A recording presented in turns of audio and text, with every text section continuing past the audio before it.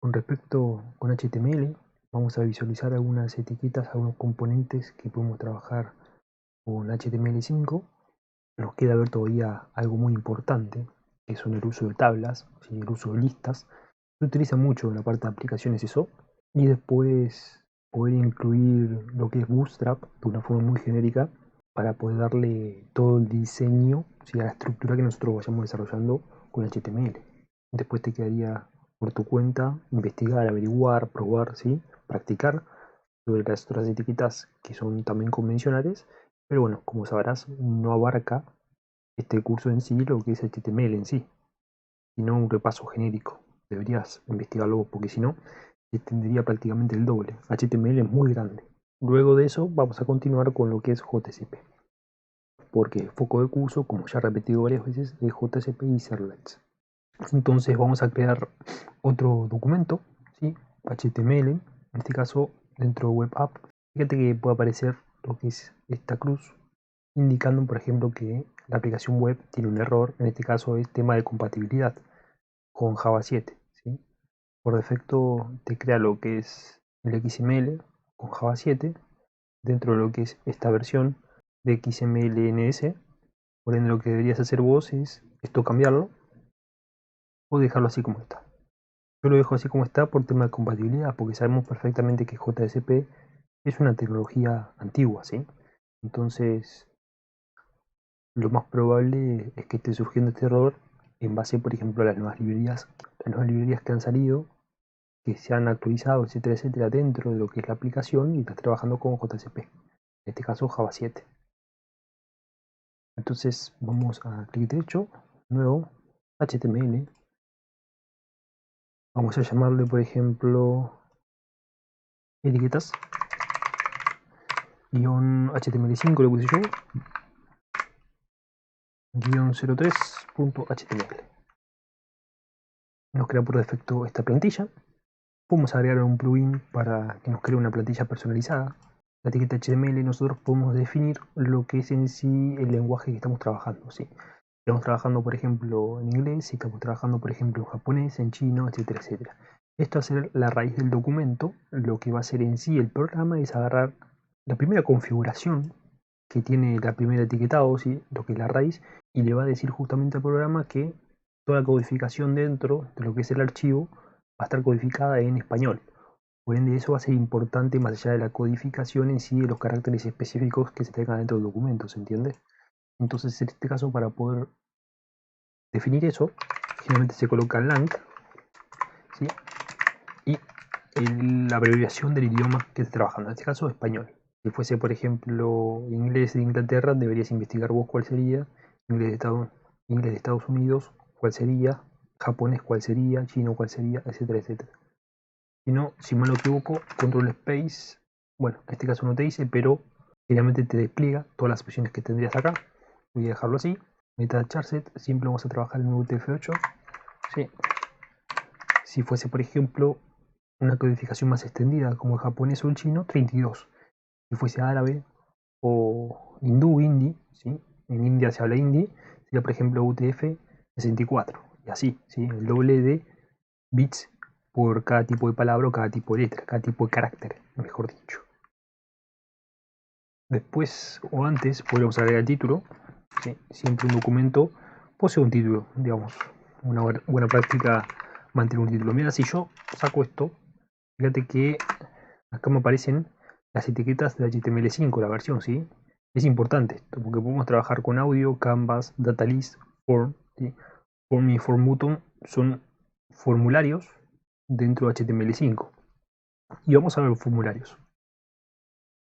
Podemos incluir imágenes, etiquetas, listas, un menú desplegable, por ejemplo, un menú seleccionable, como por ejemplo menú ítem, un meter, una tabla, ¿sí?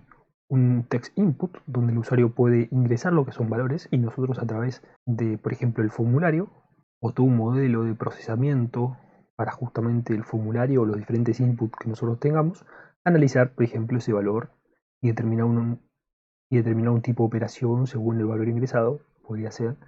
También podríamos ingresar video, ¿sí? Etcétera, etcétera. Estas son, las etiquetas más convencionales en HTML5. Esta. Bien, título, Vamos a cerrar el título. Acuérdate siempre cómo cerramos una etiqueta. ¿Sí? Slash invertido.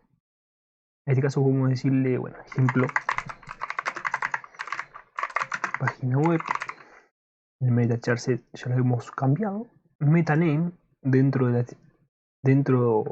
las configuraciones que nosotros podemos trabajar con meta. Podemos indicar, por ejemplo, título en sí, el contenido en sí, y la descripción en sí. Podemos indicar, por ejemplo, el contenido del título, el contenido de la descripción, y así sucesivamente. O sea, podemos indicar por cada una de las etiquetas que tengamos dentro del archivo HTML justamente a qué refiere cada cosa. Pero no lo vamos a hacer porque realmente no se trabaja. ¿Sí? Es antiguo eso. Bueno, no sé si es antiguo, pero no es realmente interesante, no es realmente importante trabajarlo dentro de un archivo HTML. Eso hay que tenerlo en consideración. Ya tenemos el título, se colocó después. ¿Sí? Puedes colocarlo antes o después, es indiferente. Lo más importante es que esté dentro del head, ¿sí? Que es justamente el encabezado. Esto es lo que no se va a mostrar. Esto es lo que no se va a mostrar. Todo lo que se muestra está dentro del body. ¿Sí? En el head son todas las referencias, las características y las configuraciones de lo que es nuestro HTML. Y ya lo hemos visto eso. Pero dentro del head tenemos otra etiqueta muy interesante llamada link. La etiqueta link ni más ni menos nos va a hacer referencia con nuestro archivo HTML si nosotros queremos agregar, por ejemplo, cierta configuración en cuanto a diseño refiera, para, por ejemplo, cambiar colores de títulos, para, por ejemplo, agregar animaciones, ¿sí? Para, por ejemplo, trabajar con tipografías, ¿sí? Etcétera, etcétera. Y todo lo vamos a incluir dentro de lo que es el heads. Entonces, para eso, trabajamos con ese link, ¿sí? Y la particularidad grande que tiene esta etiqueta es que no va a tener un cierre. Esto va a quedar más claro ahora cuando agreguemos los parámetros de link. Los parámetros que podemos trabajar es, por ejemplo, href, ¿sí? Que esto va a ser ni más ni menos a la ruta que va a tener, por ejemplo, ese archivo CSS. Si un archivo CSS, voy a buscarlo acá por internet porque las imágenes a veces quedan bastante más interesantes si la buscamos y la vamos viendo sobre la marcha, ¿sí? Este sería el logo de CSS. Y CSS sería la parte del diseño que nosotros le damos a la página. Por ejemplo, vamos a ver un ejemplo.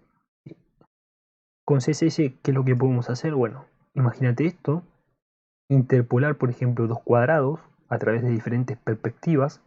Fíjate, nosotros trabajamos dentro, si lo queremos trabajar dentro de lo que es el HTML, lo tenemos que incluir a través de styles. Styles son etiquetas propias de HTML que hacen referencia justamente al uso de CSS. Pero no es convencional, nosotros lo trabajamos a través de links. Hacemos referencia al archivo CSS y con ese archivo CSS lo podemos incluir en diferentes archivos HTML. Y más a decir, bueno, pero no sería más fácil incluir el mismo archivo. Sí y no. Depende de cuál sea el caso. Espera que me tomo un mate. ¿Por qué depende de cuál sea el caso? Bueno, depende de cuál sea el caso. Yo estoy grabando, ¿no? Esto porque ayer estaba grabando algo y bien, 11 minutos. Y claro, había terminado por ahí 45 minutos de grabar, sonó la alarma y digo, bueno, detengo lo que es la grabación y no estaba grabando. Perdí 45 minutos hablando con un... Fíjate que te decía que nosotros incluimos todo a través de links, referencias con esta etiqueta link. Si nosotros queremos trabajar con el mismo archivo, si nosotros queremos trabajar, a ver, acá estamos, por ejemplo, con este diseño, no tenemos que agregar todo este estilo dentro de cada uno de los puntos HTML que tengamos, ¿entendés? Porque sería un quilombo. Imagínate si vos refactorizas el ancho, ¿sí?, en píxeles de este box. No sé si sería box int, si sería este o el de atrás. Según la perspectiva de 400 píxeles y la rotación en el eje Y sería el verde, box int sería este y box cont sería la parte de atrás. Entonces, claro, si vos querés hacer una modificación en píxeles de las perspectivas o la rotación en sí en grados que tenga este cuadrado, tenés que modificar cada uno de los archivos .html. Eso es un lío, ¿entiendes? Es un lío bastante grande. Entonces, claro, vos trabajás con un archivo CSS, que ni más ni menos vas a programarlo de esta forma que, bueno, CSS es una hoja de estilos y muchos van a decir, no, bueno, pero CSS no tiene en sí una estructura o un lenguaje de programación. Sí, hoy en día sí la tiene. Puedes trabajar con if, por ejemplo, si trabajas en sí con SSS, que sería un compilador específico de CSS, SSS, que sería esto, SSS, tiene sí lo que son if, for, etcétera, etcétera, ¿sí? Y trabaja todo como estructuras de datos prácticamente. No tan así, pero sí. Voy a buscarlo acá. Por ejemplo, si yo busco, bueno, a ver, no sé si esta imagen tiene. No, estas son en base a, por ejemplo, ciertos eventos que se van dando con este compilador CSS, por ejemplo, o for, o CSSIF, podemos colocar. Ahí tenemos, ahí visualizamos, ¿sí?, que con SSS nosotros podemos trabajar con if, else if, etcétera, etcétera. Esto es muy importante. Esto es muy importante porque según nosotros qué tipo de condición lógicas apliquemos dentro del documento de diseño, nosotros podemos cambiar, por ejemplo, la sombra de una caja, nosotros podemos cambiar, por ejemplo, el título, nosotros podemos cambiar la tipografía, el ancho, la altura, el tamaño, y podemos hacer muchísimas cosas. Entonces, es de real importancia trabajar con CSS, específicamente SSS. Es decir, también el precompilador LESS, que es importante, ¿sí? Pero este, por ejemplo, es el más extendido en cuanto a lógica refiere. Bien, sin irnos mucho del tema, nosotros podemos incluir todo esto dentro del link, ¿sí? Nosotros hacemos referencia al href a través de la ruta que nosotros queremos pasar. Por ejemplo, no sé, dentro del archivo, lógico, o fuera del archivo también podría ser, pero es un despelote trabajarlo de esa forma, así que se recomienda dentro del archivo. Doble punto, slash, en este caso, no sé, ejemplo, punto CSS, la extensión del archivo. Los dos puntos y el slash hacen referencia a una ruta no absoluta, una ruta relativa, pero no se indica específicamente dónde existe ese archivo. Eso quiere decir que el documento lo va a tomar a través de el orden de jerarquía que tenga de los archivos raíces que tenga su documento y lo va a relacionar de forma directa lo que es en sí la aplicación, no nosotros. ¿Se entiende? A nosotros nos interesa indicar en sí lo que es el nombre donde se encuentra el punto CSS, específicamente la carpeta lógico. Porque yo tengo una carpeta y tengo dentro del CSS, tengo que indicar el nombre de la carpeta.